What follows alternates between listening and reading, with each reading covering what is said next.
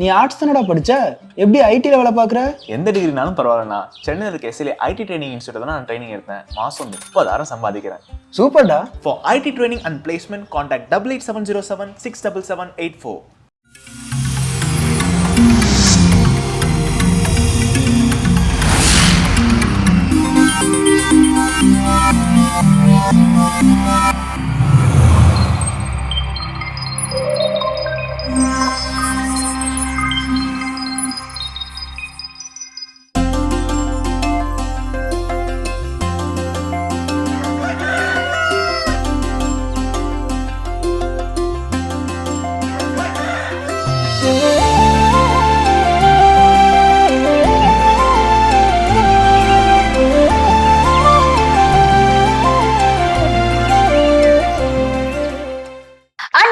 அனைவருக்கும் இனிய புத்தாண்டு தின நல்வாழ்த்துக்களை தெரிவித்துக் கொண்டு எங்களுடன் இது நீங்கள் பார்க்கவிருப்பது மாதா தொலைக்காட்சியின் கடவுள் வணக்கம்.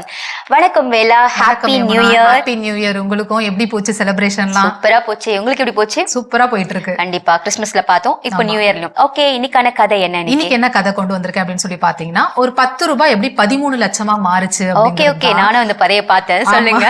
ஓகே, என்ன கதை அப்படின்னு சொல்லி பாத்தீங்கன்னா, காலையிலேயே ஒருத்தர் வந்து ஒரு கிராசரி ஷாப்பை வந்து ஓபன் பண்றாரு. ஓபன் பண்ண உடனே ஒரு அம்மா போயிட்டு ஒரு 10 ரூபாய் எடுத்துன்னு போய் கொடுக்குறாங்க. இந்தாங்க, நேத்து நீங்க எக்ஸ்ட்ராவா எங்கிட்ட கொடுத்துட்டீங்க அப்படின்னு சொல்லி கொடுக்குறாங்க.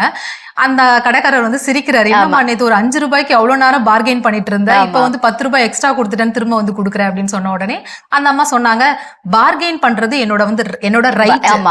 ஓகேங்களா, பார்கெயின் பண்ணி நான் ஒரு ரேட்டை பிக்ஸ் பண்ணதுக்கு அப்புறமா 1 ரூபாய் உங்ககிட்ட இருந்து நான் எக்ஸ்ட்ரா வாங்கினாலும் அது வந்து உங்களுக்கு சீட் பண்றதா அர்த்தம்.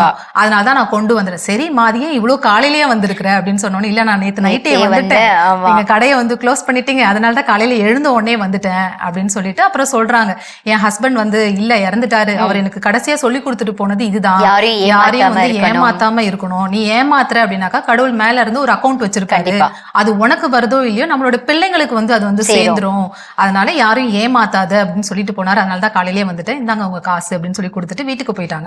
இவங்க வீட்டுக்கு போயிட்டாங்க. ஆனா அந்த கடைக்காரரால அங்க நிம்மதியா இருக்கவே குற்ற உணர்வு வருது. உடனே கல்லாவை திறக்கிறாரு. அங்கிருந்து அவருடைய கல்லால இருந்து ஒரு 300 ரூபாய் எடுத்துக்கிட்டு அவர் ஒரு இடத்துல சரக்கு வாங்குவாங்க, அந்த இடத்துக்கு எடுத்துட்டு போயிட்டு அதை கொடுக்குறாரு. அப்படின்னு கொடுத்த உடனே அவங்க சொல்றாங்க, சரி அடுத்த மாசம் திரும்ப சரக்கு எங்கிட்ட தானே வாங்க வருவீங்க, அப்ப கொண்டு வந்திருக்கலாமே, ஏன் குற்ற உணர்வு எனக்குள்ள இருக்கும். அதுவும் இல்லாம அடுத்த மாசம் வரைக்கும் நான் இருப்பனோ இருக்க மாட்டனோ, அப்புறம் இந்த பாவ கணக்கு என் பிள்ளைங்களுக்கு வந்துரும், அதனால நான் இப்பவே கொடுத்துறேன் அப்படின்னு சொல்லிட்டு ரிட்டர்ன் கொடுத்துட்டு வீட்டுக்கு போனாலுமே அந்த விஷயம், அந்த பெண்மணி சொன்ன அந்த கண்டென்ட் வந்து ரொம்ப டிஸ்டர்ப் பண்ணிடுச்சு அவரை. வந்து கொஞ்ச நேரம் உட்காந்து யோசிக்கிறாரு. யோசிச்சுட்டு பேங்க் பாஸ்புக் எடுத்துக்கிட்டு பேங்க்குக்கு விரைவா கிளம்பி போறாரு. போயிட்டு ஒரு 13 லட்சம் ரூபாவை வந்து வித்ட்ரா பண்றாரு. என்ன கதை அப்படின்னு சொல்லி பாத்தீங்கன்னா, ஒரு 10 வருஷத்துக்கு முன்னாடி அவங்க ஃப்ரெண்டு கிட்ட இருந்து ஒரு 3 லட்சம் ரூபாய் கடன் வாங்கியிருப்பாரு. அந்த விஷயம் யாருக்குமே தெரியாது. ஒரு வாரத்திலேயே அவர் வந்து இறந்துருவாரு. அவர் அமௌண்ட்டை திரும்ப ரிட்டர்ன் கொடுக்க மாட்டாரு. அவங்க வைஃப் அவங்க எல்லாருமே வந்து அந்த ஃபேமிலியில இருக்கவங்க ரொம்ப கஷ்டப்படுவாங்க. அப்பயும் அந்த விஷயத்த வந்து டிஸ்க்ளோஸ் பண்ணவே மாட்டாரு. வச்சுன்னு இருந்து அவர் பிசினஸ் வந்து டெவலப் பண்ணிட்டு இருப்பாரு.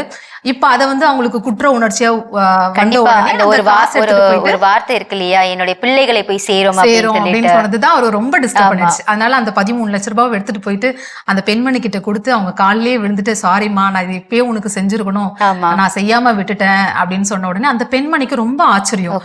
ஏன்னா இத்தனை வருஷமா அவங்க ஒரு ரூபாய்க்கு ரொம்ப கஷ்டப்பட்டு அந்த பிள்ளைங்களை படிக்க வச்சு சாப்பிடறதுக்கும் ரொம்ப கஷ்டப்பட்டு வளர்த்துட்டு வந்தாங்க.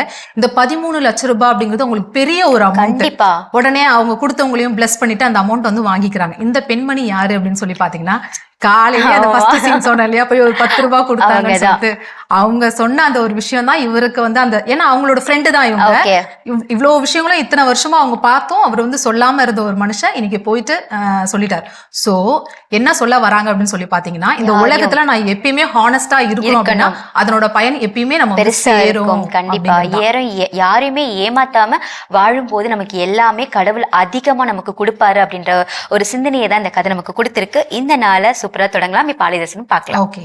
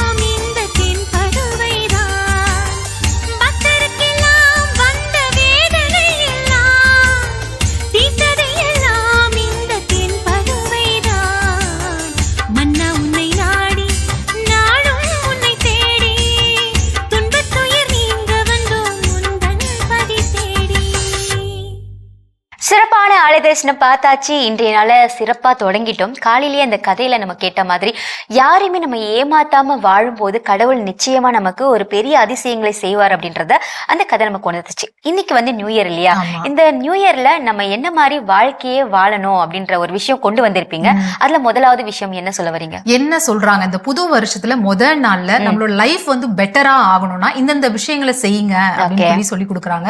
ஃபர்ஸ்டா நம்ம என்ன செய்யணும் அப்படின்னு சொல்லி பாத்தீங்கன்னா, டிசைட் வாட் யூ பிகம். நீங்க என்னவா ஆகணும் அப்படின்னு நீங்க விருப்பப்படுறீங்க. இந்த வருஷத்துல இதை தொடங்கணும், இதை பண்ணணும், இதை செய்யணும், ஒரு புக்கை எழுதணும், இல்ல ஒரு நியூட்ரிஷனா ஆகணும், இல்ல வேற ஏதாவது ஜிம்முக்கு போகணும், வெயிட் லாஸ் பண்ணணும், இல்ல வெயிட் கெயின் பண்ணணும், ஏதாவது நம்ம எல்லாருக்குமே ஒரு ஒரு விஷயம் இருக்கும் இல்லையா? சோ இல்ல ஏதாவது அடிஷனலா நம்ம கோர்ஸ் படிக்கணும் அப்படிலாம் நம்ம யோசிச்சு வச்சிருப்போம். சோ என்ன நம்ம வந்து செய்ய போறோம், நம்ம என்னவா ஆக போறோம் அப்படிங்கறத ஃபர்ஸ்ட் டிசைட் பண்ணுங்க. அதை டிசைட் பண்ணாதான் நம்மளால அது என்ன செய்ய போறோம்னு நமக்கு தெரியும் இல்லையா? அதை முதல்ல முடிவு செய்யுங்க. இந்த முதல் நாள்ல, வருஷத்துல முதல் நாள்ல இதை முதல்ல முடிவெடுங்க.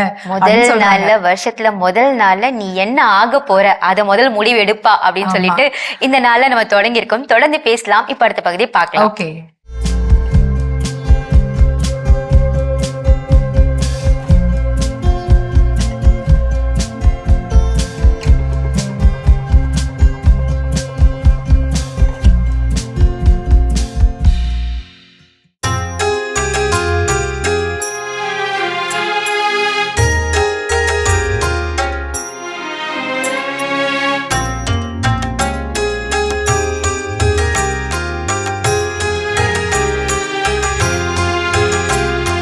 கடவுளே எம்மீது இறங்கி எமக்கு ஆசி வழங்குவீராக. கடவுளே எம்மீது இறங்கி எமக்கு ஆசி வழங்குவீராக. கடவுளே எம்மீது இறங்கி எமக்கு ஆசி வழங்குவீராக. திருமுக ஒளியை எம்மீது வீசுவீராக. அப்பொழுது உலகம் உமது வழியை அறிந்து கொள்ளும். பிற இனத்தார் அனைவரும் நீரருளும் மீட்பை உணர்ந்து கொள்வர். வேற்று நாட்டினர் அக்களித்து மகிழ்ச்சியுடன் பாடிடுவராக. ஏனெனில் நீர் மக்களினங்களை நேர்மையுடன் ஆளுகின்றீர், உலகின் நாடுகளை வழிநடத்துகின்றீர்.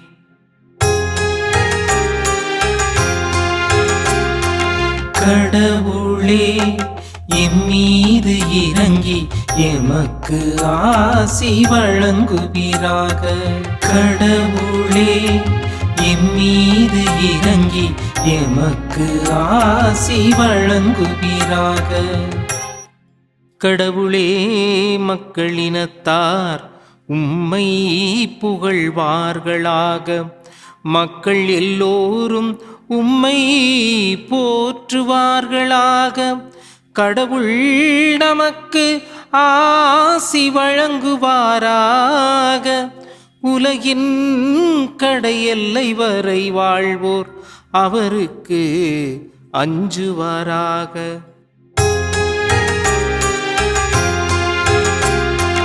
கடவுளே எம்மீது இறங்கி எமக்கு ஆசி வழங்குவீராக. கடவுளே எம்மீது இறங்கி எமக்கு ஆசி வழங்குவீராக. மாதா டிவி நேயர்கள் அனைவருக்கும் புத்தாண்டு நல்வாழ்த்துக்களை தெரிவித்துக் கொள்வதிலே மகிழ்ச்சி அடைகிறோம். பிறந்திருக்கிற இந்த புதிய ஆண்டு உங்களுக்கு நிறைய ஆசீர்வாதங்களையும் நல்ல உடல் நலத்தையும் மன நிம்மதியையும் தரட்டும். நிறைய இறை அனுபவத்தையும் புதிய அனுபவங்களையும் ஆசீர்வாதங்களையும் இந்த ஆண்டு உங்களுக்கு கொண்டு வந்து சேர்க்கட்டும். இந்த வருடம் எப்படி இருக்க போகிறது? கடந்த வருடமே நிறைய கவலைகளை நாம் சந்தித்தோமே, நிறைய கண்ணீரை பார்த்திருக்கிறோமே. புதிய வருடம் எப்படி இருக்க போகிறது என்ற கவலை நம் ஒவ்வொருவருக்கும் இருக்கலாம். ஆனால் ஆண்டவர் இன்று திருப்பாடல் 67 வழியாக நமக்கு சொல்வது, இறைவன் உங்கள் மீது இறங்கி உமக்கு ஆசீர் வழங்குகிறார். அவர் தம்முடைய திருமுக ஒளியை உங்கள் மீது வீச செய்கிறார் என்கிற அற்புதமான ஆசீர்வாதத்தை திருப்பாடல் நமக்கு சொல்லித் தருகிறது. அன்புக்குரியவர்களே, கவலை வேண்டாம், கண்ணீர் வேண்டாம். பிறக்கிற இந்த புதிய வருடம் இறைவனுடைய ஆசீரை நிரம்ப நிரம்ப உங்களுக்கு பெற்றுத்தரும் என்பது வெள்ளிடை மலை. நிரம்ப நிரம்ப பெற்றுத்தரும் என்பது உண்மையிலும் உண்மை. கலங்காதீர்கள், கவலைப்படாதீர்கள். இந்த ஆண்டு மகிழ்ச்சியின் ஆண்டாக, இந்த ஆண்டு ஆசீர்வாதமான ஆண்டாக உங்களுக்கு இருக்க போகிறது. ஜனவரி என்கிற பெயர் ஜானுஸ் என்கிற ரோம கடவுளின் பெயரிலிருந்து வந்ததாய் அறிஞர்கள் சொல்லுகிறார்கள். இந்த ஜானுஸ் கடவுளுக்கு 2 முகங்கள் உண்டு. பின்னோக்கி பார்க்கிற ஒரு முகம், முன்னோக்கி பார்க்கிற இன்னொரு முகம் என்று 2 முகங்கள் இருக்கிறதாம்.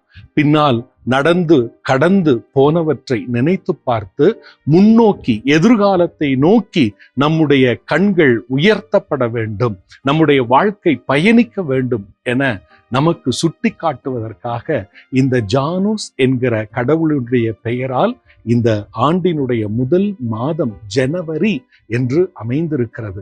கடந்த காலங்களிலே நடந்த எல்லா விஷயங்களும் உள்வாங்கி இதோ பிறந்திருக்கிற புதிய வருடத்தினுடைய முதல் நாட்களிலே வீடு நடை போடுவோம்.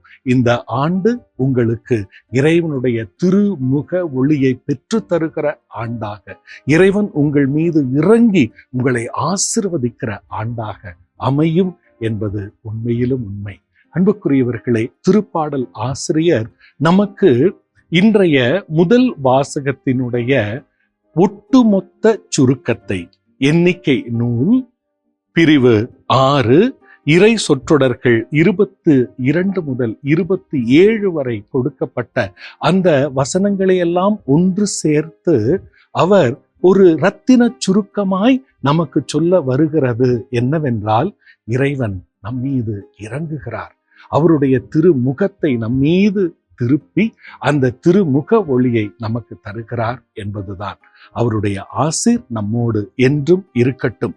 இந்த ஆண்டவருடைய ஆசீர் நமக்கு மட்டுமல்ல, நம்முடைய குடும்பத்திற்கு மட்டுமல்ல, ஆண்டவரை அஞ்சி நடக்கிற இந்த உலகத்தில் இருக்கிற எல்லா மக்களுக்கும் இறைவனுடைய ஆசீர் போய் சேரப்போகிறது.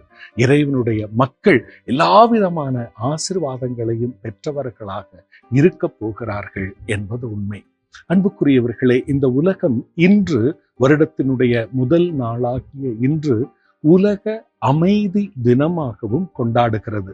இந்த உலகத்தில் தான் எத்தனை பிரச்சனைகள், எத்தனை பிளவுகள், எத்தனை சண்டைகள், சச்சரவுகள். இதோ நாம் அனைவரும் இந்த வருடத்தினுடைய முதல் நாளிலேயே அமைதியை விதைக்கிற, அமைதியின் தூதுவர்களாய் வாழ வேண்டும் என நாம் அழைக்கப்படுகிறோம். அமைதியை விதைக்கிற நல்ல மனிதர்களாய், இந்த அமைதியை உலகத்திற்கு சொல்லுகிற நல்ல கருவிகளாய் நாம் வாழ வேண்டும் என்று இறைவனும் நமக்கு ஆசி வழங்குகிறார். ஏனெனில் ஆண்டவர் எல்லோருக்குமான ஆண்டவர். அந்த ஆண்டவருடைய பிள்ளைகளாகிய நாம் அனைவருமே இறைவனுடைய பிள்ளைகளாய், சகோதர சகோதரிகளாய் வாழ வேண்டும் என திருப்பாடல் ஆசிரியர் நமக்கு நம்பிக்கை கொடுக்கிறார். அவருடைய பிள்ளைகளாக, சகோதர சகோதரிகளாக, அமைதியை விதைப்பவர்களாக, அமைதியின் கருவிகளாக நாம் வாழ்வோம். இறைவனுடைய ஆசீர் என்றும் நம்மோடு தங்கி இருப்பதாக. எல்லாம் வல்ல இறைவா, இந்த வருடத்திற்காக, இந்த வருடத்தினுடைய முதல் நாளுக்காக நாங்கள் நன்றி செலுத்துகிறோம். இந்த வருடம் எப்படி இருக்க போகிறது என்ற கவலை எங்களுக்குள் உண்டு. ஆனால் நீர் எம்மோடு இருக்க யார் என்ன செய்து விட முடியும் என்கிற உறுதி, பற்று உறுதி எங்களுக்குள் எப்போதும் ஆழமாய் பதிந்திருக்கிறது. நீர் எம்மோடு இருக்க நாங்கள் பீடு நடை போடுவோம். இந்த வருடம் முழுவதும் உம்முடைய துணை கொண்டு நாங்கள் மிகுந்த மகிழ்ச்சியாய், சந்தோஷமாய் இருப்போம் என்பது உண்மை. ஆண்டவரே, தொடர்ந்து எங்கள் மீது நீரே இறங்கி உமது திருமுக ஒளியை எங்களுக்கு நீர் அனுப்பி எங்களை ஆசீர்வதிப்பீராக. எங்களையும் எங்களது குடும்பங்களையும் இந்த நாட்டையும் இந்த உலகத்தையும் உம்முடைய பொறுப்பிலே நாங்கள் ஒப்படைக்கிறோம். அன்னை மரியாளை எங்களுக்கு காவலாய் கொடுத்திருக்கிறீரே, இந்த வருடம் முழுவதும் அவருடைய பாதுகாப்பிலே நாங்கள் வாழ எங்களுக்காக ஆண்டவரை அருள் செய்யும். அவர் எங்களுக்காக பரிந்து பேசட்டும். ஆமென். சிறப்பான தினமொரு திருப்பாடல் பகுதியை பார்த்துட்டு வந்துட்டோம். இன்னைக்கு நியூ இயர் நாள்ல இன்னைக்கு நம்ம என்னென்ன விஷயங்கள்லாம் நம்ம வந்து செய்யணும் அப்படின்னு சொல்லி பேசிட்டு இருக்கோம். அடுத்ததான் நம்ம என்ன செய்யணும்? அடுத்ததான் என்ன செய்யணும்னு பாத்தீங்கன்னா, நம்மளுடைய ஒவ்வொரு நாளும் நம்ம தொடங்கும் பொழுது ஒரு பர்பஸோட நமக்கு இருக்கணும் அப்படின்னு சொல்றாங்க.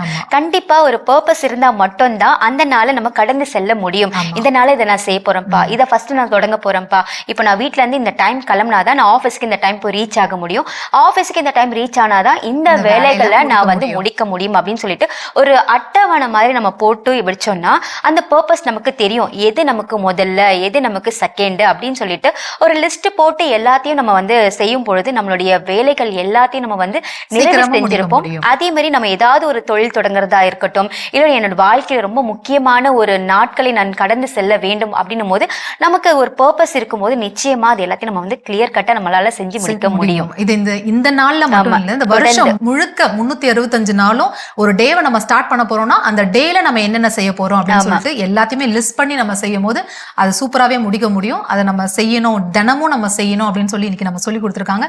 இன்னும் என்னென்ன விஷயங்கள்லாம் இருக்குன்னு நம்ம தொடர்ந்து பேசுவோம். அதுக்கு முன்னாடி அடுத்த பகுதியை பார்க்கலாம்.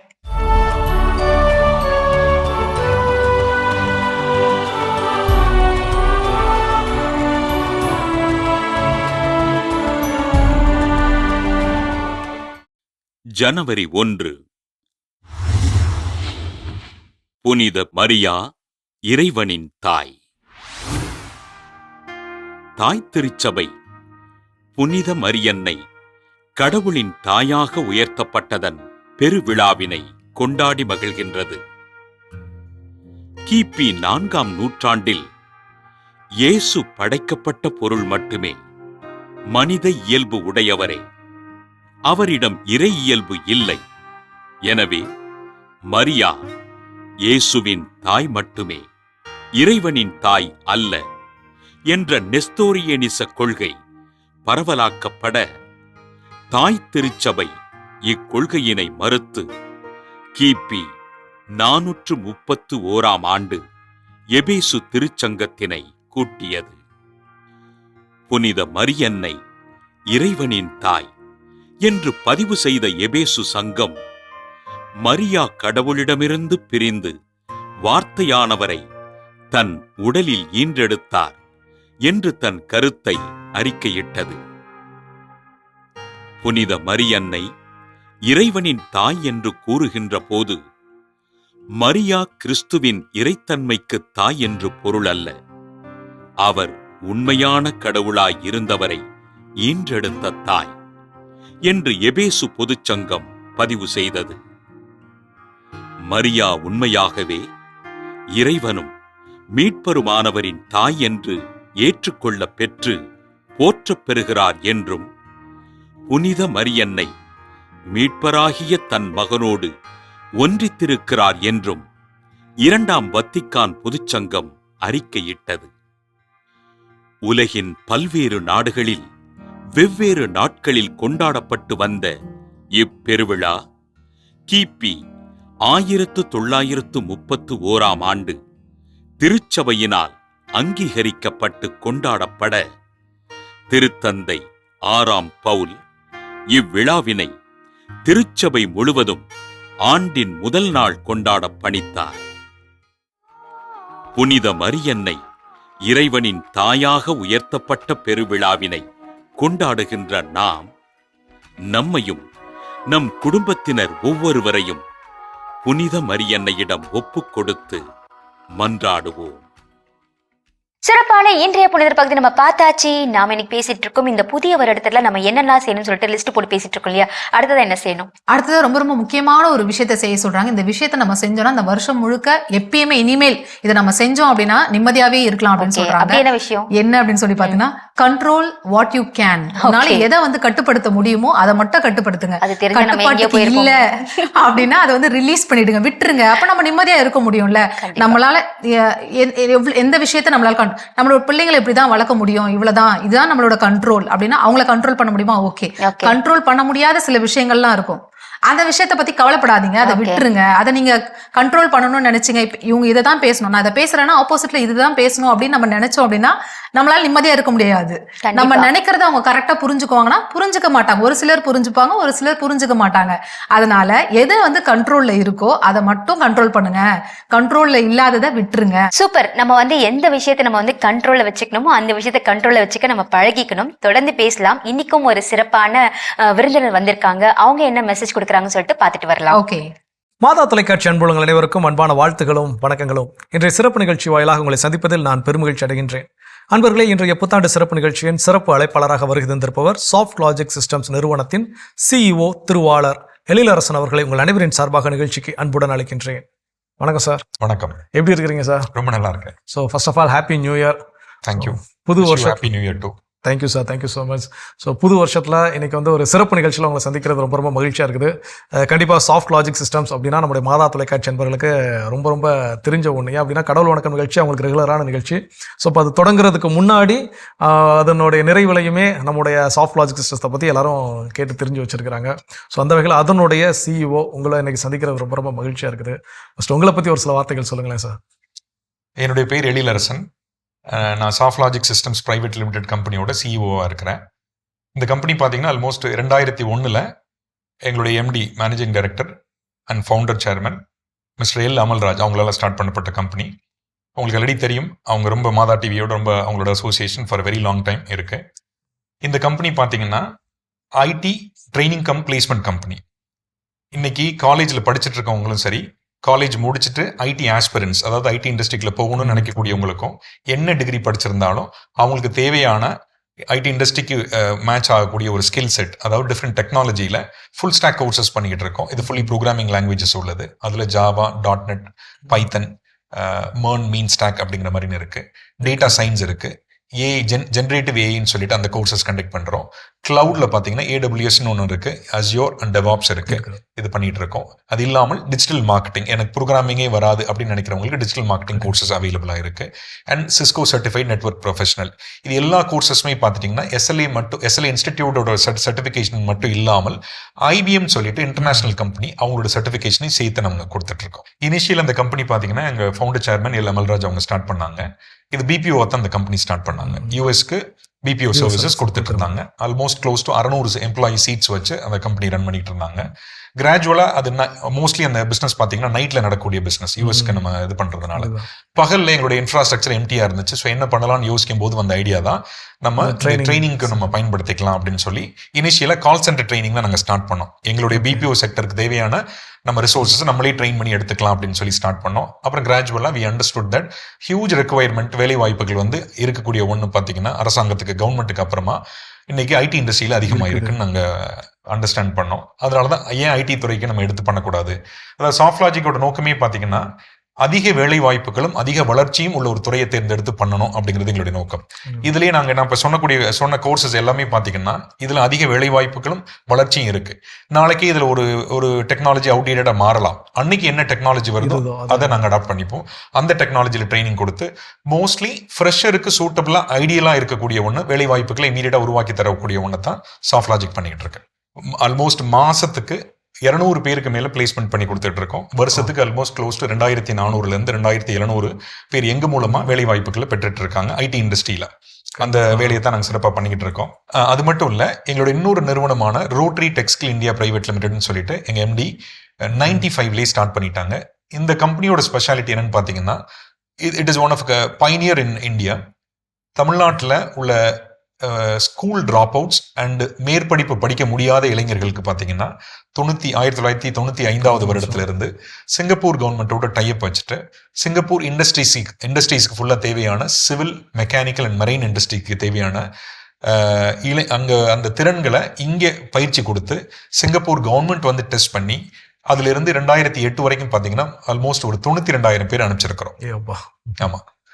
அண்ட் ஒரு சில இளைஞர்கள் ஒரு சில பேர் வந்து ஆந்திராவிலேருந்து வந்திருக்காங்க, கேரளாவிலேருந்து வந்திருக்காங்க. இது நாங்கள் பண்ணுற இன்னொரு தொழில்.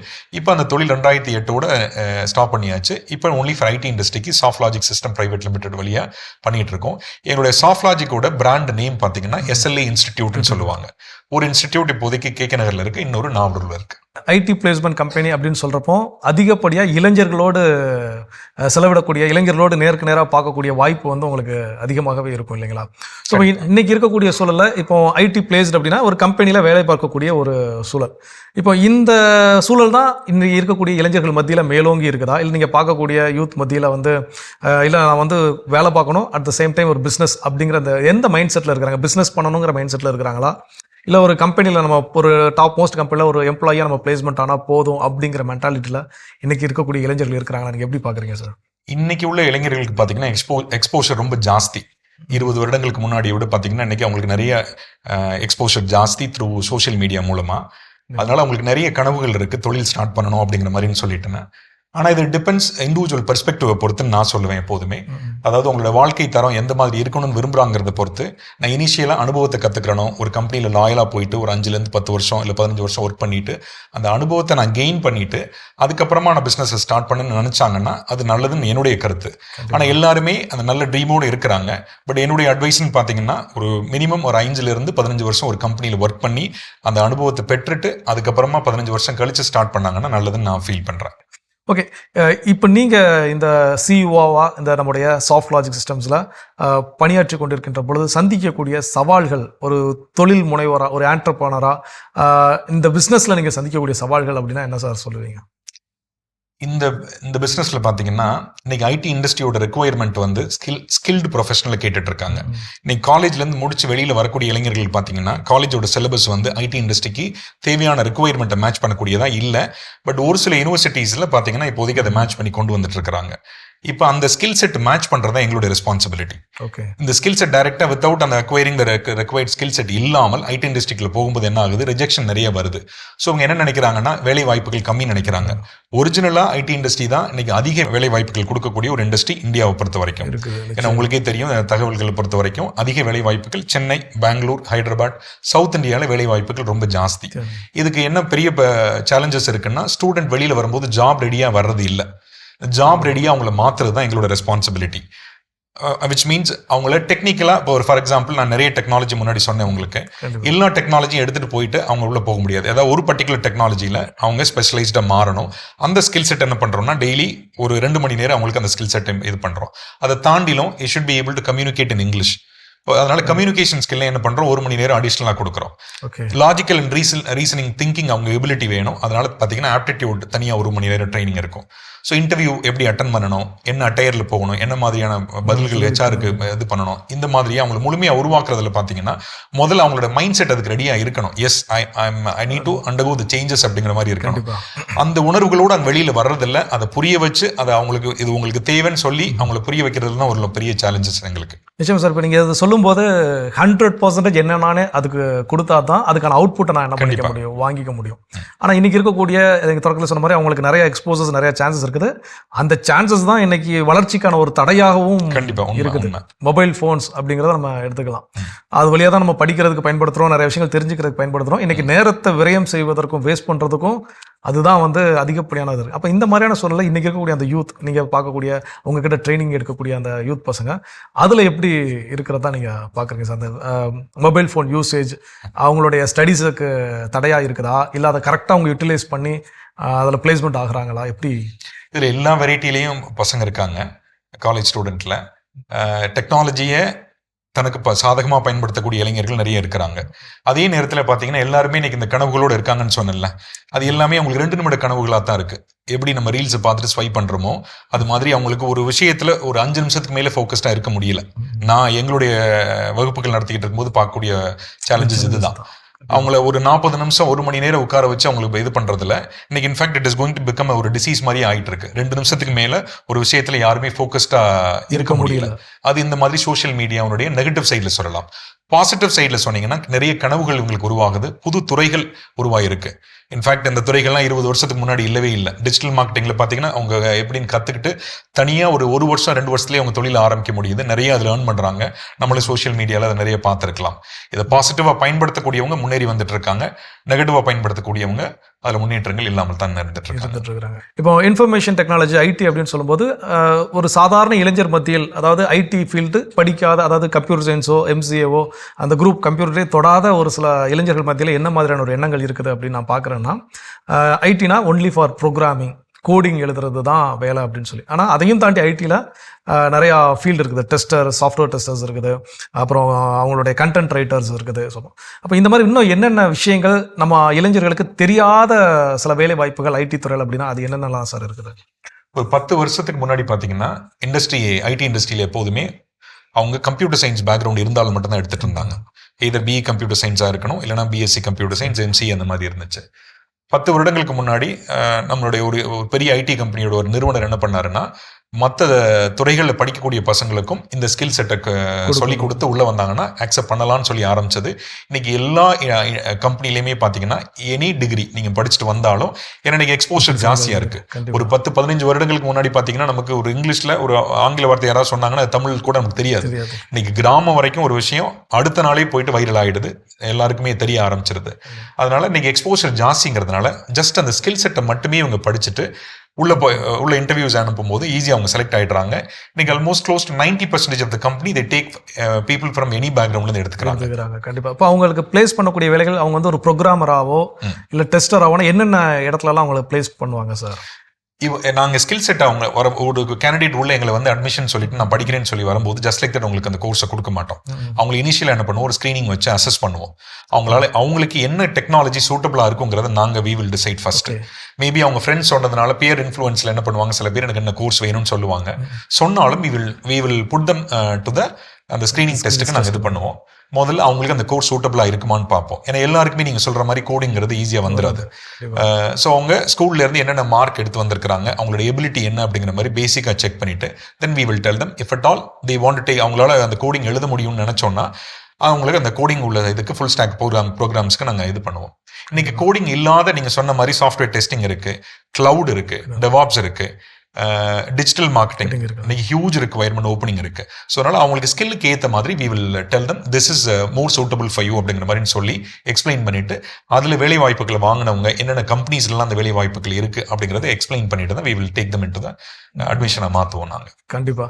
ஸோ இப்போ ஒவ்வொருத்தருக்கும் ஒவ்வொரு துறையை தேர்ந்தெடுப்பதற்கான ஃபர்ஸ்ட் டெஸ்ட் அண்ட் தென் அதில் என்ன அவங்க தேர்ந்தெடுக்கிறார்கள் அதை பொறுத்து அவங்களுக்கான வாய்ப்புகளை வந்து நீங்கள் கொடுத்துருக்கீங்க. கிராமப்புறத்திலிருந்து வரக்கூடிய இளைஞர்கள் அவங்ககிட்ட ஒரு விதமான மைண்ட் செட் இருக்கும், நகர்ப்புறத்திலிருந்து வரக்கூடிய இளைஞர்கள் அது ஒரு விதமான மைண்ட் செட் இருக்கும். இப்போ மோஸ்ட்லி நகர்ப்புறத்தில் இருக்கிறவங்களுக்கு எல்லா எக்ஸ்போசஸும் கிடைக்குது. அவங்க கல்லூரி படிக்கக்கூடிய நேரங்களில் கூட ஆங்கிலம் எளிதாக பேசுறது அவங்களுக்கு எளிதாக இருக்குது. ஆனால் அந்த கிராமப்புறத்திலேருந்து வர்றவங்களுக்கு சந்திக்கக்கூடிய மிகப்பெரிய சவால் என்ன அப்படின்னு பார்த்தீங்கன்னா, இந்த ஆங்கிலத்தில் பேசுவதோ இல்லை ஆங்கிலத்தில் பேசுவதை வந்து புரிந்து கொள்வதற்கோ வந்து பெரிய ஒரு தடையாக அது இருக்குது. ஸோ இப்போ இங்கே நீங்கள் பயிற்சி எடுக்கக்கூடிய இளைஞர்கள்லாம் அதை எப்படி நீங்கள் பார்க்குறீங்க சார்? இருக்கிறாங்களா இன்னமும்? இல்லை, இந்த டிஃப்ரென்ஸ் அந்த இது பார்த்தீங்கன்னா ரொம்ப கம்மியாயிடுச்சு, முன்னாடி மாதிரி இல்லை. ஆனால் இருந்தாலும் கிராமத்துலேருந்து வரக்கூடிய சூழ்நிலைகள் வரக்கூடிய பசங்களுக்கு பார்த்தீங்கன்னா அந்த ஒரு ஃபியர் எப்போதுமே அவங்கள ஒரு பின்னாடி நிற்க வைக்கும், புல் பேக் பண்ணி தான் நிற்க வைக்கும். ஸோ அந்த ஒரு இனிபிஷன்லேருந்து அவங்களை வெளியே கொண்டு வர்றது தான் இந்த 1 மணி நேரம் கம்யூனிகேஷன் ட்ரைனிங். ஜஸ்ட் இங்கிலீஷை மட்டுமே சொல்லிக் கொடுக்குறது எங்களோட நோக்கம் இல்லை. ஒருத்தவங்கள்ட்ட ஒரு புதுசாக ஒருத்தவங்களை போய் பார்க்குறாங்கன்னா அவங்களை எப்படி அவங்களை இன்ட்ரடியூஸ் பண்ணிக்கணும், அட்ரஸ் பண்ணணும், எப்படி அவங்க நினச்ச விஷயத்தை எப்படி எக்ஸ்பிளைன் பண்ண முடியணும், அது எல்லாமே சொல்லிக் கொடுத்து தான் நாங்கள் அவங்களை ரெடி பண்ணுறோம் முழுமையாக. கண்டிப்பாக அந்த ஃபியரை ரிமூவ் பண்ணுறது எங்களோட கோர் ரெஸ்பான்சிபிலிட்டி அந்த கம்யூனிகேஷன் ஸ்கில்ல. அது அவ்வளோ சீக்கிரத்தில் அந்த பசங்க கிட்ட இருந்து போயிருதுங்களா சார்? இல்லை வந்து என்னை பொறுத்த வரைக்கும் நீங்கள் சொல்கிற மாதிரி நான் யாரையும் கம்பேர் பண்ணி சொல்லலை. கிராமத்துலேருந்து வரக்கூடியவங்களுக்கு அதிக ஒரு கோல் ஓரியன்டாக இருக்காங்க. ஓகே, நீங்கள் லைஃப்பில் பார்த்தீங்கன்னா அவங்க சக்சீட் ஆகிறது பர்சன்டேஜ் வந்து ரொம்ப அதிகமாகவே இருக்குது, அதிகமாக இருக்கும். ஸோ அப்போ அவங்களுக்கு அந்த கோல் கிளாரிட்டி, நல்ல ஒரு இலக்கு தெளிவு இருக்கிறதுனால அவங்களுக்கு என்ன வேணுங்கிறதுல ஃபுல் ஃபோக்கஸ்டாக ஒர்க் பண்ணிட்டு இருக்கிறாங்க. ஓகே, இப்போ யூஸ்வலாக யூத் மேலே வைக்கக்கூடிய ஒரு சாதாரண ஒரு ஜென்ரலான ஒரு குற்றச்சாட்டு என்ன அப்படின்னா, பொறுப்பு கிடையாது அப்படின்னு ஒரு சில விஷயங்கள். இப்போ எவ்வளோ பேர் நீங்கள் பார்க்குறீங்க, மாதம் 200 பேருக்கு மேலே பிளேஸ்மெண்ட் ஆகுறாங்க. அப்போ நீங்கள் பார்க்கக்கூடிய பார்வையில், உங்களுடைய பார்வையில் யூத் அப்படின்னா எப்படி நீங்கள் ஃபீல் பண்ணுறீங்க சார்? நான் அப்படி சொல்ல மாட்டேன், பொறுப்புகள் இல்லாமல் இருக்காங்கன்னு சொல்ல வரல. கோல் ஓரியன்டாக இருக்காங்க, பட் இவங்க இலக்குகளை ஆப்ஷன்ஸ் நிறைய வச்சுக்கிறாங்க. இலக்குகள் ஆப்ஷன்ஸ் நிறைய இருக்கக்கூடாதுங்கிறது என்னுடைய கருத்து. கோல் ஒரே ஒரு கோலாக இருக்கணுங்கிறது தான் என்னுடைய ஒரு இலக்கு ஒன்றா இருக்கணும் எப்போதுமே. அதுக்கு ஒரு அருமையான ஒரு சின்ன ஒரு குட்டி ஸ்டோரி நான் சோஷியல் மீடியாவில் பார்த்தேன். எனக்கு ரொம்ப அப்பீலிங்காக தோணுச்சு அந்த டைமில். அதை நான் இப்போ ஷேர் பண்ணிக்கிறேன் உங்கள் மூலமாக. காட்டில் ஒரு புலி மானை துரத்துறதை நிறைய நம்ம வீடியோஸில் பார்த்துருப்போம். அனிமல் பிளானட் சேனல்லையும் வீடியோஸ்லையும் பார்த்துருப்போம். மோஸ்ட் ஆஃப் த டைம் பார்த்தீங்கன்னா அந்த புலி போய் மானை கடித்து சாகடிக்கிறதுக்குள்ளே அந்த மான் எஸ்கேப் ஆகிடும். ஆனால் ரியாலிட்டி பார்த்தீங்கன்னா மானை விட அதிக வேகத்தோடு போகிறது புலி மட்டும்தான். மான் இன்னும் வேகம் கம்மியாக ஓடக்கூடிய ஒரு மிருகம். ஆனால் எப்படி இந்த மான் தப்பிச்சிருதுன்னு பார்த்தீங்கன்னா, புலி ஓடும்போது அதுக்கு என்னன்னு பார்த்தீங்கன்னா அதனுடைய இலக்குகள் வேறு மாதிரி இருக்கு, நிறைய இருக்கும். அதுக்கு இந்த மான் இல்லைன்னா வேற மான் அப்படிங்கிற மாதிரின்னு சொல்லிட்டு, இல்லை ஆடோ மாடோ அப்படிங்கிற மாதிரியும் இருக்கு. மானுக்கு இலக்கு ஒரே ஒரு இலக்கு, நான் என் லைஃப் ஒரு லைஃப் தான், நான் தப்பிச்சாகணும் அப்படின்னு சொல்லிட்டு பார்த்தீங்கன்னா அதில் தப்பிச்சிடும் most of the time. So இதை நம்ம லைஃபுக்கு நம்ம அப்ளை பண்ணலாம். ஒரே ஒரு இலக்கு வச்சு அந்த இலக்குக்கு நம்ம தேவையான திறனை மேம்படுத்தி, இதர் வேலையாக இருக்கட்டும் சரி, இல்லை பிஸ்னஸாக இருக்கட்டும் சரி, அதில் வந்தோம்னா அதனுடைய வளர்ச்சியும் அதனுடைய சக்ஸஸும் கண்டிப்பாக அதனுடைய உறுதித்தன்மை ஜாஸ்தி இருக்கும், அதிகமாக இருக்கும். இன்னொரு பெரிய விஷயம் என்ன அப்படின்னா, இன்னைக்கு இளைஞர்கள் மீது விஷயம் இந்த ஜெனரேஷன் கேப் அப்படின்னு சொல்லக்கூடிய விஷயங்கள். நீங்கள் சொன்ன மாதிரி ஒரு 10 ஆண்டுகளோ 15 ஆண்டுகளுக்கு முன்னாடி இருக்கக்கூடிய அன்றைய இளைஞர்களுக்கும் இன்னைக்கு யூத்தாக இருக்கக்கூடிய பசங்களுக்கும் இடையில என்ன அப்படின்னா, அவங்களுடைய வே ஆஃப் டாக்கிங் எல்லாமே வந்து ரொம்ப வேறுபட்டு நிற்கின்றது.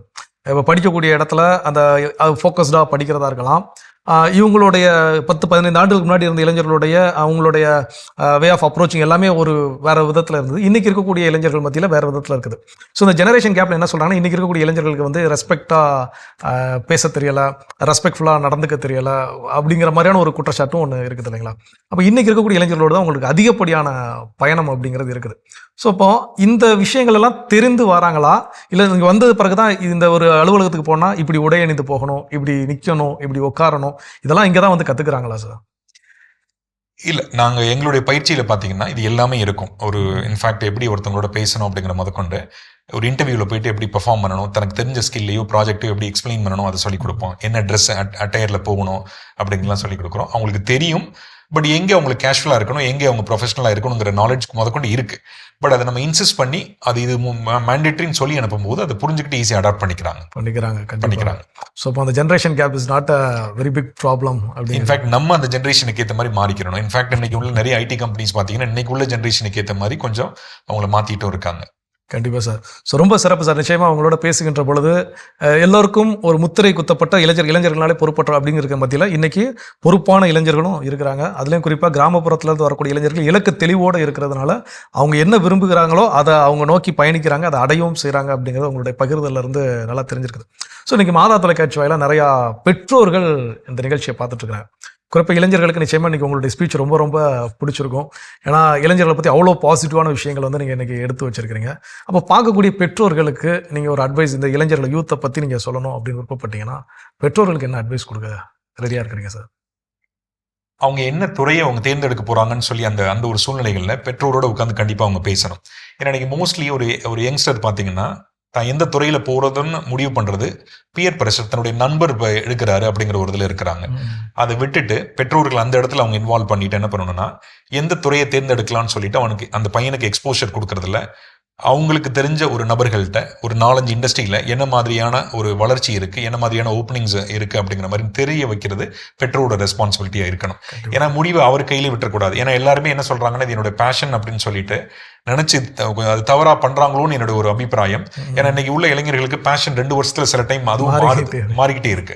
ஸோ அதனால முழுமையாக ஒரு 10 வருடங்கள் கழித்து என்னவா இருக்க போகிறோம் அப்படிங்கிற ஒரு புரிதலை பெற்றோர் வழியாக அவங்க வாங்கிக்கிட்டு if they start there career it will be good.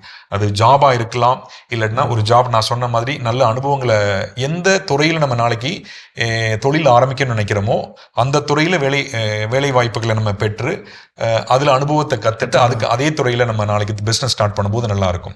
So பிஸ்னஸ்ன்னு வந்த பிறகு பார்த்தீங்கன்னா பெற்றோரோட ரெஸ்பான்சிபிலிட்டி. ஏன்னா இன்னைக்கு எல்லாருக்குமே 22 வயசுலேயே தொழில் தொடங்கணும்னு ஒரு எண்ணங்கள் இருக்குது. அந்த டைமில் கண்டிப்பாக பெற்றோர்கள் உட்காந்து பேசணும் அவங்க கிட்ட.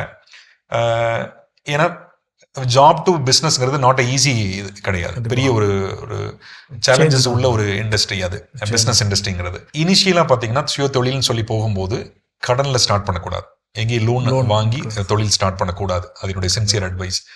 2வது பார்த்தீங்கன்னா அவங்க இவ்வளோ நாள் ஒர்க் பண்ணியிருப்பாங்க, இனிமே ஃபிக்ஸட் சேலரி மாசம் இதுக்கு முன்னாடி வேலையில மாசம் சேலரி வந்துட்டு இருக்கும். வேலைன்னு ஆரம்பிக்கும் போது, தொழில்னு ஆரம்பிக்கும் போது பாத்தீங்கன்னா அவங்களுக்கு ஃபிக்ஸட் சேலரி இருக்காது. அதனால ஒரு 2 வருஷத்துக்கு உண்டான மினிமம் கார்பஸ் ஃபண்டை அவங்க அலோகேட் பண்ணி வச்சுட்டு தொழில் ஸ்டார்ட் பண்ணாங்கன்னா நல்லா இருக்கும். ஏன்னா மைண்ட் செட் அவங்க ரெடி பண்ணிக்கணும், மாசம் எனக்கு சம்பளம் வராது அப்படிங்கிற மாதிரின்னு. 3வது, நம்ம வேலையில இருக்கும்போது பாத்தீங்கன்னா நமக்குன்னு என்ன பொறுப்பு கொடுத்துருக்காங்களோ அந்த பொறுப்புக்கு மட்டும்தான் நம்ம ரெஸ்பான்சிபிளா இருப்போம். இங்க அப்படி கிடையாது. ஈவன் ஒரு நீங்க ரெண்ட் கொடுக்கறதா இருக்கட்டும் சரி, எலக்ட்ரிசிட்டி பில்லா இருக்கட்டும் சரி, பேசிக் மிஸ்லனியஸ் எக்ஸ்பென்சஸா இருக்கட்டும், சம்பளம் கொடுக்கறதா இருக்கட்டும் சரி, எல்லா பொறுப்புகளுமே நம்ம தலையில இருக்கு. இந்த பொறுப்பை உணர்ந்து நம்ம இருக்கணும். அது ஒரு மேஜர் ஒரு சவால் அதுல இருக்கு. அண்ட் ஜாப்ல பாத்தீங்கன்னா காலையில நான் 9 மணிக்கு போயிட்டு சாயந்தரம் 6 மணிக்கு வரக்கூடிய ஒரு சூழ்நிலை தான் இருக்கும். இங்க அப்படி கிடையாது. டைம் பார்க்காம வேலை பார்க்கக்கூடிய ஒரு சூழ்நிலைகள் இங்க நம்ம அமைச்சுக்கணும். மைண்ட் செட் அந்த மாதிரி இருக்கணும். நேரம் காலம் பார்க்காம வேலை பார்க்கணும். அடுத்து பீப்புள் மேனேஜ்மெண்ட் பாத்தீங்கன்னா இருக்கிறதுலே ரொம்ப டஃபஸ்ட்னு சொல்றது நான் ஃபீல் பண்றது பீப்புள் மேனேஜ்மெண்ட் தான். டெக்னாலஜி கூட கொஞ்சம் ஈஸியா கத்துக்கலாம். ஸோ இந்த பீப்புள் மேனேஜ்மெண்ட்ல நம்ம பெஸ்டா இருக்கணும் எப்போதுமே. இப்போ இங்க படிச்ச இளைஞர்கள் அப்படி யாரும் அந்த பிசினஸ் தொடங்கி இருக்கிறாங்களா சார்? அந்த மாதிரி நிறைய எனக்கு தெரிஞ்சு பார்த்தீங்கன்னா ஒரு ஸ்டார்ட் அப்ஸ் நிறைய ஸ்டார்ட் பண்ணியிருக்காங்க. போயிட்டு ஒரு 5லேருந்து 7 வருஷம் ஒர்க் பண்ணிட்டு அதுக்கப்புறமா இன்னைக்கு ஃப்ரீலான்சராகவே நிறைய பேர் ஒர்க் பண்ணுறாங்க. நிறைய ஃபாரின் அதுக்கு உண்டான வெப்சைட் தனியாக இருக்கு, ஈலான்ஸ் அந்த மாதிரி ஃப்ரீலான்சராகவே ஒர்க் பண்ணிட்டே சில பேர் எடுத்து பண்ணுறாங்க. அந்த அனுபவத்தை பெற்ற பிறகு பார்த்தீங்கன்னா ஒரு 7லேருந்து 10 வருஷம் கழிச்சு நிறைய பேர் இந்த ஸ்டார்ட் அப்ஸ் நிறைய ஸ்டார்ட் பண்ணியிருக்காங்க. பட் அவங்க எவ்வளோ தூரம் அதில் சஸ்டெயினபிலிட்டி அவங்க கிட்ட இருக்கு அப்படிங்கிறத பொறுத்து அவங்களுடைய சக்ஸஸ் அமையும் அதில். ஸோ ரொம்ப சிறப்பு சார். கிட்டத்தட்ட ஒரு அரை மணி நேரமாக நம்முடைய மாதா தொலைக்காட்சி அன்பர்களுக்கு வந்து ஒரு SLA பற்றி நிறையா சொல்லியிருக்கிறீங்க. அதுலேயும் குறிப்பாக இன்றைக்கி இருக்கக்கூடிய இளைஞர்களை பற்றி நிறையா விஷயங்கள் உங்ககிட்ட இருந்து தெரிஞ்சுக்க வாய்ப்பாக இருந்துச்சு சார். ஸோ அப்போ நீங்கள் சொன்ன அந்த ஒரு அழகான அந்த அனிமல் பிளானட் ஸ்டோரி சிறப்பான ஒரு சிந்தனையை வந்து நம்முடைய அன்பர்களுக்கு கண்டிப்பாக கொடுத்துருக்கோம். ஸோ பல இலக்குகள் வைத்திருக்கின்ற பொழுது நிச்சயமாக அதில் நம்ம எதை விரும்புகிறோமோ அதை சென்று நம்மால் அடைய முடியாது. அப்போ ஒரு தெளிவான இலக்கோடு பயணிக்கின்ற பொழுது அதை சென்று அடைய முடியும் அப்படின்னு சொல்லியிருக்கிறீங்க. இன்னைக்கு ஒரு புத்தாண்டு செய்தியாக மாதா தொலைக்காட்சி அன்பர்களுக்கு என்ன சொல்ல விரும்புறீங்க? இந்த இலக்கை எங்கேயாவது ஒரு இடத்துல நம்ம ஸ்டார்ட் பண்ணணும். அந்த ஸ்டார்ட் புத்தாண்டுல இருக்கட்டும். ஏன்னா நிறைய கனவுகளோட போன வருஷம் அதே கனவுகளோட இருந்திருப்போம், இந்த வருஷம் அதே கனவுகளோட இருக்கும். எப்போ ஸ்டார்ட் பண்ண போறோம் அப்படிங்கிற ஒரு கேள்வியை நமக்குள்ளே எழுப்பிக்கணும். 2வது, இப்போ முடிவு நான் எடுத்துட்டேன், இந்த முடிவை நோக்கி நான் போக போறேன் அப்படிங்கிற பட்சத்துல அந்த முடிவை சக்சஸ்ஃபுல்லா கொண்டு வர வைக்க வேண்டியது நம்மளுடைய ரெஸ்பான்சிபிலிட்டி. ஸோ கன்சிஸ்டண்டா அதுக்கு தேவையான எஃபர்ட்டை போட்டு நம்ம ஒர்க் பண்ணணும். Minimum 2 to 3 years. அது வேலையா இருக்கட்டும் சரி, பிசினஸா இருக்கட்டும் சரி. 3வது, ரிஸ்க் ஆஃப் ஃபெயிலியர்ஸ் கண்டிப்பா நம்மளுடைய தொழிலில் இருக்கும். அந்த மாதிரி ரிஸ்க் இருக்கும்போது நம்ம என்ன பண்ணணும்னா இமீடியட்டா நம்ம பவுன்ஸ் பேக் ஆகி, அது ரெசிலியன்ஸ்னு சொல்லுவாங்க ஆங்கிலத்தில், பவுன்ஸ் பேக் ஆகி நம்ம திரும்பி அதை வேலையை தொடர்ந்து பண்றதோட முயற்சிகள், அதுல ஏதாவது சின்ன கரெக்ஷன்ஸ் இருந்துச்சுன்னா கரெக்ஷன்ஸ் பண்ணிட்டு எழுந்து ஓடக்கூடிய ஒரு தன்னம்பிக்கை நமக்கு தேவை. ரிஸ்க் ஆஃப் ஃபெயிலியருக்கு ஒரு சின்ன எக்ஸாம்பிள் நான் ஒரு வீடியோவில் கேட்ட விஷயத்தை உங்களுக்கு ஷேர் பண்ணிக்கிறேன். ஏன்னா இன்னைக்கு உள்ள இளைஞர்கள் பார்த்தீங்கன்னா நிறைய கனவுகள் இருக்கு, ஆனா இதுல ஒரு ஃபெயிலியர் ஆகுங்கிறத முன்னாடியே ப்ரெடிக்ட் பண்ணிக்க மாட்டேங்கிறாங்க. நான் ஒரு ஸ்டோரி, நான் லைஃப்ல பர்சனலா ஒரு ஃபெயிலியர்ல இருக்கும்போது ஒரு வீடியோ ஒன்று பார்த்தேன். நேச்சுரல்ஸ் எல்லாரும் கேள்விப்பட்டிருப்போம். ஒரு சலூன், ஹை எண்ட் சலூன், அதோட ஓனர் CK குமாரவேல்னு சொல்லிட்டு அவங்க ஒரு இன்டர்வியூ, அந்த சாரோட இன்டர்வியூ நான் பார்த்தேன். அவருடைய புரிதல் அண்ட் பார்வை அபவுட் பிசினஸ் வந்து ரொம்ப இதா இருந்துச்சு. மேபி அவரும் என்ன மாதிரியான ஒரு சூழ்நிலையில் இருந்து வெளிவந்தவருங்கிறத அந்த இன்டர்வியூவில் நான் புரிஞ்சுக்கிட்டேன். அப்போ அவர் சொன்ன விஷயம் எனக்கு ரொம்ப புதுசாக இருந்துச்சு. எல்லாமே பார்த்தீங்கன்னா எல்லா வீடியோஸ்லையும் மோட்டிவேஷன் வீடியோவில் எப்படி ஜெயிக்கணும், எப்படி கோலை ரீச் பண்ணணும் அப்படிங்கிற வீடியோஸ் நிறைய பார்த்துருப்போம். அவருடைய வீடியோ தான் ஃபர்ஸ்ட் வீடியோ. எவ்வளவு அர்லியரா நீங்க லைஃப்ல தோத்து போறீங்களோ, ஃபெயிலியர் சந்திக்கிறீங்களோ, அவ்வளவு அர்லியா நீங்க சக்சஸை பார்க்க முடியுங்கிறது. The more sooner that you see the failure, சீக்கிரம் உங்களை சக்சஸை பார்க்க முடியுங்கிறது சொன்னாரு. எனக்கு ரொம்ப அப்பீலிங்கா இருந்துச்சு அந்த டைம்ல. ஸோ அதை நான் எடுத்துட்டு, நான் ஃபெயிலியரை பார்த்த டைம் கொஞ்சம் லேட்டாக தான் பார்த்தேன். பட் அவருடைய வீடியோ எனக்கு ரொம்ப அப்பீலிங்கா இருந்துச்சு, அவர் பேசின விதங்கள். ஸோ அதுதான் இன்னைக்கு சக்சஸ்ஃபுல்லாக வளர்த்து கொண்டு வந்துச்சு நான் நம்புறேன். கண்டிப்பாக சார், ரொம்ப சிறப்பான விஷயங்கள் நீங்கள் சொல்லியிருக்கிறீங்க. நிறையா விஷயங்கள், இலக்கு தெளிவு, தென் கன்சிஸ்டன்ஸ். இன்னைக்கு நிறைய பேர்கிட்ட இல்லாத ஒரு விஷயம். யூஸ்வலாக இந்த நியூ இயர் டைமில் எல்லாரும் எடுக்கக்கூடிய ரெசல்யூஷன்ஸ், எல்லா நியூ இயர்லையும் நான் போன வருஷம் அதை தான் எடுத்தேன், இந்த வருஷம் அதை தான் எடுத்தேன்னு சொல்கிற மாதிரியான நியூ இயர் ரெசல்யூஷன். ஏன் அப்படின்னா அந்த கன்சிஸ்டன்சி இல்லை, கிடையாது. நல்லா இப்போ நியூ இயர்க்கு எடுத்தது பொங்கல் எடுத்து வர்றதுக்குள்ளே என்ன பண்ணிடுவாங்கன்னா அதை கைவிட்டுருவாங்க. ஃபார் எக்ஸாம்பிள் ஜிம்முக்கு போகிறது கூட சொல்லலாம். ஸோ இப்போ இது போல் அந்த கன்சிஸ்டன்ஸ் இருந்தால் தான் நிச்சயமாக நம்ம வின் பண்ண முடியும். பேரறிஞர் அண்ணா கூட என்ன சொல்லியிருக்காருன்னா, கடின உழைப்பும் விடாமுயற்சியும், அந்த தொடர் முயற்சியும் இருந்தால்தான் வெற்றி கிடைத்தே தீரும் அப்படின்னு சொல்லியிருக்காரு. ஸோ அப்போ அந்த நேரத்தில் அந்த ட்ரீமை ஃபாலோ பண்ணணும். அதுக்கு இருக்கக்கூடிய கன்சிஸ்டன்ஸ், தென் நம்முடைய ரிஸ்க், எல்லா இடங்கள்லையுமே அது பிஸ்னஸாக இருந்தாலும் சரி, வேலை பார்க்கக்கூடிய தளமாக இருந்தாலும் சரி, ரிஸ்க் அப்படிங்கிறது கண்டிப்பாக இருக்குது. அதை எதிர்கொள்ள இன்றைய தலைமுறை தயாராக இருக்கணும் அப்படின்னு சொல்லி ஒரு சிறப்பான செய்தி சொல்லியிருக்கிறீங்க. நிச்சயமாக இன்னைக்கு மாதா தொலைக்காட்சி சிறப்பு நிகழ்ச்சி வாயிலாக உங்களுடைய பகிர்வை கேட்ட எல்லோருக்கும் அது ஒரு புதிய உத்வேகத்தையும் உந்துதலையும் கண்டிப்பாக கொடுத்துருக்கோம் அப்படின்னு நான் நம்புகிறேன். ஸோ மாதா தொலைக்காட்சி அன்பர்கள் ஒவ்வொருவரின் சார்பாக உங்களுக்கும் சாஃப்ட் லாஜிக் சிஸ்டம்ஸ், அதாவது SLA யூனிட் ஒட்டுமொத்த அனைவருக்குமே எங்களுடைய புத்தாண்டு நல்வாழ்த்துக்களை தெரிவிச்சுக்கிறோம். ரொம்ப ரொம்ப நன்றி சார். நன்றி. தேங்க்யூ. தேங்க்யூ. மாதா தொலைக்காட்சி நண்பர்களே, நிச்சயம் இன்றைய சிறப்பு நிகழ்ச்சி உங்களுக்கு நல்ல ஒரு புரிதலை கொடுத்திருக்கும் என்பதை நாங்கள் நம்புகின்றோம். புலர்ந்திருக்கக்கூடிய இந்த புதிய ஆண்டு உங்களுக்கு நல்ல ஆண்டாக அமைய வாழ்த்துக்கள். மற்றும் ஒரு சிறப்பு நிகழ்ச்சியில் உங்களை சந்திக்கிறோம். அதுவரை உங்களிடமிருந்து விடைபெறுகின்றோம். இயேசுவுக்கே புகழ். நன்றி, வணக்கம். நிகழ்ச்சிக்குள் உங்களை மீண்டும் வரவேற்கிறோம். எங்களோடு இணைந்து நீங்கள் பார்த்து கொண்டிருப்பது மாதா தொலைக்காட்சியின் கடவுள் வணக்கம். சிறப்பா சூப்பராவே இருந்துச்சு இல்லையா? நம்மளுடைய விருந்தினருடைய டாக்கு நல்ல மெசேஜ் வந்து கொடுத்திருந்தாங்க. இந்த மெசேஜோடவே அடுத்ததா இன்னைக்கு என்ன சொல்றாங்க? அடுத்ததா வேளாங்கண்ணி நம்ம என்ன விஷயம் செய்யணும்னா, இப்போ ஒரு விஷயத்த நம்ம செய்யறதுக்கு எது நமக்கு தடையா இருக்கோ அந்த தடைகளை நம்ம உடைக்க வேண்டும் அப்படின்னு சொல்றாங்க. நிச்சயமா நமக்குள்ள வந்து ஒரு சோம்பேறித்தனம் என்ன காலையில எழுந்துக்க விடாம பண்ணும் இல்லையா? அந்த சோம்பேறித்தனத்தை நான் உடைக்கணும், பிரேக் பண்ணணும். அப்படி பண்ணா மட்டும்தான் என்னால ஏர்லி மார்னிங் 4 மணிக்கு எழுந்துக்க முடியும். நான் வாக்கிங் போகணும்னு நினைச்சா வாக்கிங் போக முடியும். நான் வந்து சுறுசுறுப்பா இருக்கணும்னு நினைச்சா நான் சுறுசுறுப்பா இருக்க முடியும். இந்த டைம்ல இந்த ஒர்க்கை முடிக்கணும், இந்த டைம்ல நான் ஆஃபீஸ் போகணும் அப்படின்ற வேலைகள் எல்லாத்தையும் நான் என்னால செய்ய முடியும். எது நமக்கு தடையா இருக்கோ அந்த தடைகளை உடைத்து நம்ம வர வேண்டும். அப்படின்னு ஒவ்வொருத்தருக்கும் ஒரு தடை இருக்கும். சில பேர் சில பர்சனை வந்து புடிச்சிட்டு இருப்பாங்க. இந்த பர்சன் நம்ம கூட இருந்தா நம்மளால ஹாப்பியா இருக்க முடியும். சில பேர் இயலாமை, நம்மளால இதெல்லாம் செய்ய முடியாது. அது மாதிரி எந்தெந்த விஷயம் நம்மள வந்து முன்னேற விடாம தடுத்துட்டு இருக்கோ அந்த விஷயத்தை கண்டுபிடிச்சு அந்த விஷயத்தை இன்னைக்கு வந்து விட்டுறணும். இதை விட்டுட்டாதான் நம்மளால நம்ம வாழ்க்கையில முன்னேற முடியும் அப்படின்னு சொல்றாங்க. கண்டிப்பா தொடர்ந்து பேசலாம். இப்ப அடுத்த பகுதி பார்க்கலாம். ஓகே.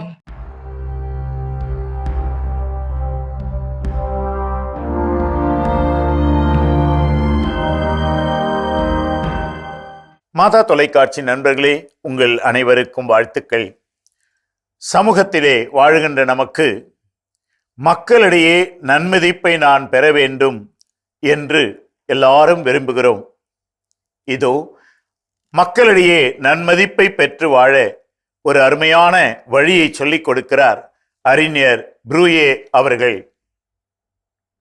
அவர் கூறுகிறார், No road is too long for the man who advances deliberately and without undue haste, and no honors are too distant for the man who prepares himself for them with patience and diligence. அதாவது, தெளிவான திட்டத்துடனும் அளவுக்கு மிஞ்சிய பரபரப்பு இல்லாமல் ஒருவர் நடக்க முயன்றால் எந்த சாலையும் அவருக்கு மிக நீண்டதல்ல. அவ்வாறே பொறுமையுடனும் அறிவு திறமையுடனும் தன்னை தயார் செய்த எவரும் மக்களிடத்திலே நன்மதிப்பை பெறுதல் அரிதல்ல, பெறுவார்கள். எப்படி? இதோ 2 காரியங்களை அவர் குறிப்பிடுகிறார். ஒன்று, தெளிவான திட்டத்தோடு பரபரப்பு இல்லாமல் ஒருவர் வாழ்விலே முன்னேறி செல்ல வேண்டும். அதே போல பொறுமையுடனும் அறிவு திறமையுடனும் தன் வாழ்வுக்காக தன் பணிகளுக்காக தன்னை தயாரிக்க செய்ய வேண்டும். எனவே இங்கே தயாரிப்பு நிலையிலே அறிவு திறமையோடு செயல்படுதல், பணிகளை செய்யும்போது அளவுக்கு மிஞ்சிய பரபரப்பு இல்லாமல் பொறுமையோடு பணிகளை செய்தல், இந்த 2ம் நம்மிடத்திலே இருந்தால் மக்கள் மத்தியிலே நாம் நன்மதிப்பை பெறுவது என்பது எளிதாகும். மக்கள் மத்தியிலே நன்மதிப்பை பெறுவதற்கான வழியுமாகும். இந்த வழியிலே நடந்து மக்கள் மத்தியிலே நன்மதிப்பை பெற்று நீங்கள் மதிப்போடு வாழ, மன நிறைவோடு வாழ உங்களை அன்போடு வாழ்த்துகிறேன். சிறப்பான ஆண்டவர் வாக்கு பகுதி நம்ம பார்த்தாச்சு. நாம இன்னைக்கு பேசிட்டு இருக்கோம் புதிய வருடத்துல கடவுள் நமக்கு என்ன மாதிரியான வாழ்க்கையை வாழும் சொல்லிட்டு ஒரு லிஸ்ட் கொடுத்திருப்பாரு இல்லையா? அடுத்த லிஸ்ட் என்ன? அடுத்ததான் என்ன சொல்றாங்க அப்படின்னு சொல்லி பாத்தீங்கன்னா, பி கன்சிஸ்டன்ட் நாட் பர்ஃபெக்ட் அப்படின்னு சொல்றாங்க. இப்போ ஒரு விஷயத்த நம்ம செய்யணும் அப்படின்னா அதை தொடர்ந்து செய்யணும். இப்ப நான் காலையில 4 மணிக்கு எந்திரிச்சாதான் நான் சர்ச்சுக்கு போவேன், ஒரு நாள் அப்படின்னு சொல்லிட்டு ஒரு 3 நாள் நான் 4 மணிக்கு எந்திரிச்சா 4வது நாள் 4:30 மணிக்கு எந்திரிச்சா நான் செய்ய மாட்டேன் அப்படிலாம் கிடையாது. ஒரு விஷயத்த நீங்க செய்ய தொடங்குறீங்களா அதை வந்து கண்டினியூஸா செய்யுங்க. ஒரு பிரேக் விடாம நம்ம செய்யும் போது அது நம்மளால கன்சிஸ்டன்டா இருக்க முடியும் அப்படின்னு சொல்றாங்க. எந்த ஒரு விஷயமா இருந்தாலும் சரி, ஏதோ ஒரு காலையில எழுந்த உடனே நான் அதை செய்யணும், பைபிள் வாசிக்கணும், இல்ல நான் சர்ச்சுக்கு போகணும், இல்ல நான் யோகா பண்ணணும், இல்ல நான் எக்ஸசைஸ் பண்ணணும், எது மாதிரி எதுவா இருந்தாலும் ஓகே, பட் எதை நீங்க செய்யறீங்களோ அதை வந்து கண்டினியூஸா செய்யுங்க, ஒரு பிரேக் விடாம அப்படின்னு சொல்றாங்க. கண்டிப்பா கண்டிப்பா இதை கற்றுக்கொள்ள வேண்டும். தொடர்ந்து பேசலாம். இப்ப அடுத்த பகுதியை நம்ம பார்க்கலாம். ஓகே.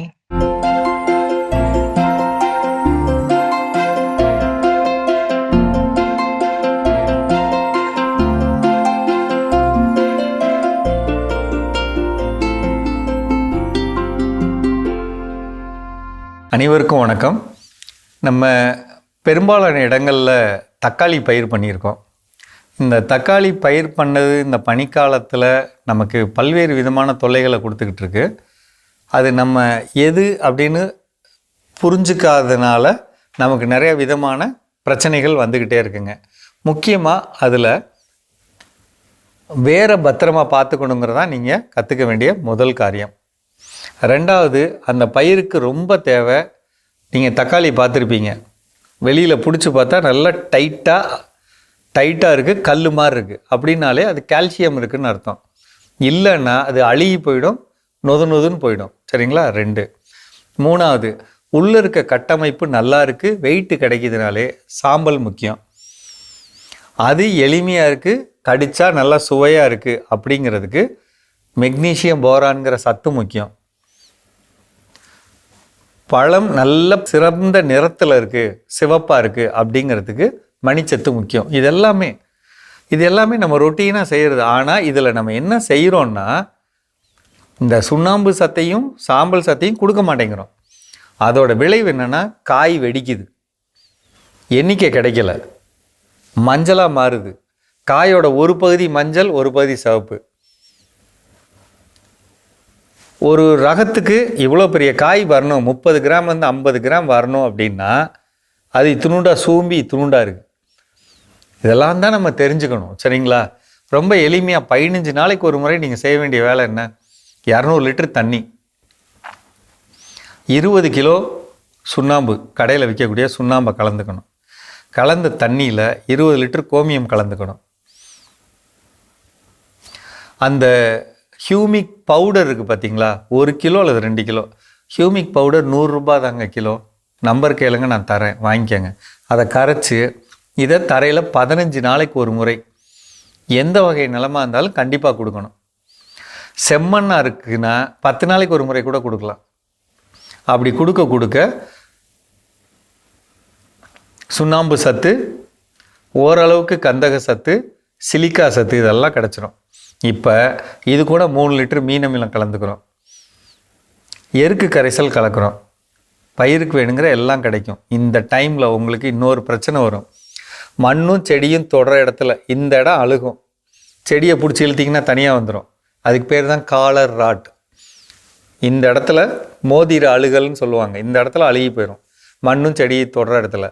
அதுக்காக தாங்க நான் சொல்கிறேன், பக்கத்தில் இருக்கக்கூடிய வேளாண்மை துறை அலுவலகத்தில் ட்ரைகோடர்மா விரிடி அந்த பவுடர் வச்சுருப்பாங்க, 2 கிலோ ஒரு ஏக்கருக்கு. இது கூடயே கலந்துருங்க. சூடோமோனாஸ்னு ஒரு பவுடர் வச்சுருப்பாங்க, அல்லது பேசிலஸ் சப்சிலஸ் வச்சுருப்பாங்க, கலந்துக்கலாம், கொடுத்துடலாம். கொஞ்சம் இந்த கவனத்தை நீங்கள் பண்ணிவிடுங்க. இது தரையில். அதே மாதிரி மேலே தெளிச்சு அப்படின்னா 100 லிட்டர் தண்ணீர், 1 லிட்டர் சூடோமோனாஸ், 2 லிட்டர் மீன் அமிலம் அல்லது பஞ்சகாவி அல்லது ஈயம் கரைசல், இதை கலந்துட்டு ரொம்ப முக்கியமாக சோலு பார் அப்படிங்கிற போரான் பவுடர் 300 கிராம், கடல் பாசி உரம் 1/2 லிட்ரு, ஹியூமிக் அமிலம் 1/2 லிட்ரு, இதை கலந்து தெளிச்சிட்டா இந்த சூடோமோனாஸுமே பவுடராக வாங்கினீங்கன்னு வைங்களேன், அதில் சுண்ணாம்பு பவுடரில் தான் இந்த சூடோமோனாஸை பெருக்க வச்சுருப்பாங்க. அப்போ நம்ம பவுடர் கொடுத்துட்டோமா, ஹியூமிக் கொடுத்துட்டோமா, கடல் பாசி கொடுத்துட்டோமா, காய் சூப்பராக இருக்குங்க. செய்யாமல் விடக்கூடாதுங்க. இந்த காலம் முக்கியம். நல்ல விளை போகிற காலம், பெருக்கம் அடைஞ்சு வரக்கூடிய காலம். இந்த தை, மாசி, பங்குனி இந்த நேரத்தில் நமக்கு விலை அதிகமாக கிடைக்கும். எங்கே மற்ற பகுதியிலலாம் வரத்து கம்மியாக இருக்கும். இந்த வருஷம் மழையும் கம்மி. அதனால் இருக்கிற கொஞ்சம் தண்ணியை ஆனால் இந்த சத்துக்களோடு வளர்த்திங்கன்னா உங்களுக்கு விளைச்சல் நல்லா கிடைக்கும், கண்டிப்பாக வருமானம் கூட கிடைக்கும். ஏன்னா பெரும்பாலான பகுதியில் தண்ணி இல்லைங்கிறதுனால விவசாயம் இல்லை. செய்கிறவங்க கரெக்டாக செய்யுங்க, அதை தான் சொல்ல வரேன். இந்த பொருள்களோட விலை, இப்போ நான் சொன்ன பொருள்கள்லாம் குறைந்த விலை. ஒரு தடவை கொடுக்கணும்னாலே மொத்தமாக சேர்த்திங்கனாலே ஒரு 700 ரூபா அந்த அளவு தான் வரும். 15 நாளுக்கு ஒரு முறை இதை மட்டும் கொடுத்துக்கிட்டிங்கன்னா ஒரு பயிர் சிறப்பாக வர்றதுக்கு வாய்ப்பு இருக்குது. தக்காளியை பொறுத்தவரை புதுசாக நடலாமான்னு கேட்டிங்கன்னா கண்டிப்பாக நடலாம். தரமான ரகம் வாங்குங்க, மண்ணுக்கு ஏற்ற மாதிரி வாங்கி நடுங்க. அதையுமே ஒன்று என்னென்னா சத்துக்களோடு வளர்க்கணும். இந்த ஒரு விஷயந்தான் நீங்கள் தெரிஞ்சுக்கணும். செய்யுங்க, நிச்சயம் நல்லா வரும். மீண்டும் சந்திப்போம். சிறப்பான உழவும் உயரும் பகுதி நம்ம பார்த்தாச்சு. நாம இன்னைக்கு பேசிட்டு இருக்கோம் இந்த புதிய ஆண்டுல கடவுள் நமக்கு இந்த லிஸ்ட் போட்டு நீங்க இந்த செயல்லாம் செஞ்சீங்கன்னா நல்ல வெற்றி அடைய முடியும் கொடுத்துட்டு இருக்காரு இல்லையா?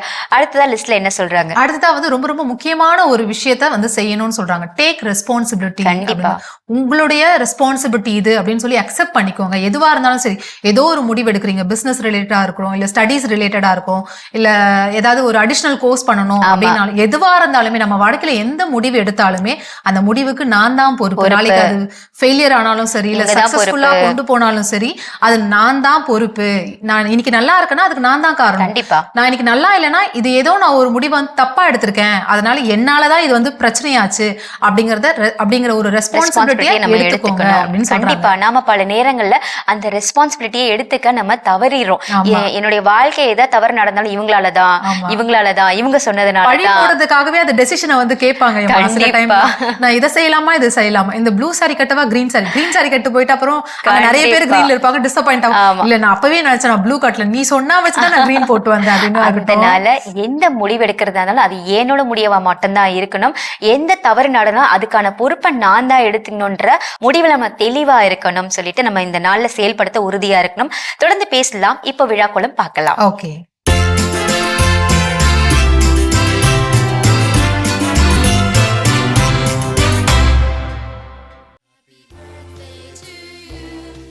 மாதா தொலைக்காட்சியில் பணிபுரியும் சசி இன்று தனது பிறந்தநாளை கொண்டாடுகிறார். இவரை வாழ்த்துபவர்கள் குடும்பத்தினர், உறவினர்கள், நண்பர்கள் மற்றும் மாதா தொலைக்காட்சி குடும்பத்தினர்.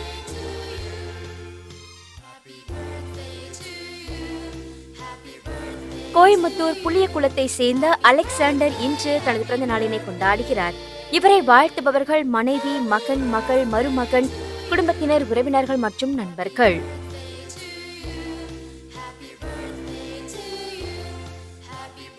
சுஸ்மிதா ரூயல் இன்று தனது 8ஆம் ஆண்டு பிறந்த நாளினை கொண்டாடுகிறார். இவரை வாழ்த்துபவர்கள் அப்பா, அம்மா, அம்மாயி, ஐயா, குடும்பத்தினர், உறவினர்கள் மற்றும் நண்பர்கள். சிறப்பான விழாக்குளம் பகுதி பார்த்தாச்சு. இந்த புதிய வருடத்துல இன்னைக்கு பிறந்த நாள், திருமண நாள், மற்ற விழாக்களை கொண்டாடுற எல்லாருக்கும் வாழ்த்துக்களை தெரிவித்துக் கொண்டு அவங்களுக்கான இறை ஆசிரியம் காத்துட்டு இருக்கு, அதையும் பார்க்கலாம். ஓகே.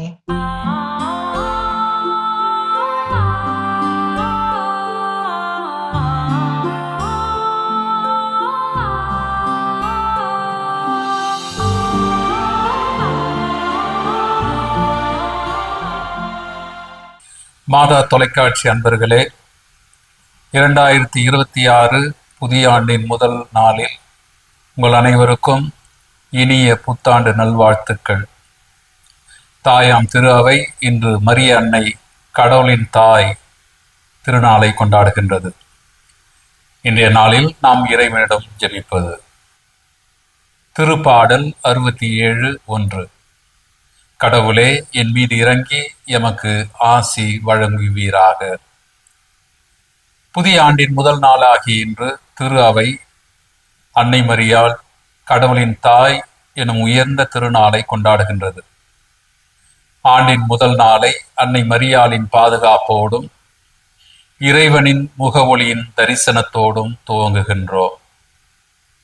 திருப்பாடல் 67:1 கூறுவது போல, கடவுளே, என் மீது இறங்கி எமக்கு ஆசி வழங்குவீராக என்பது நமக்கு இரு உண்மைகளை நினைவூட்டுகின்றது.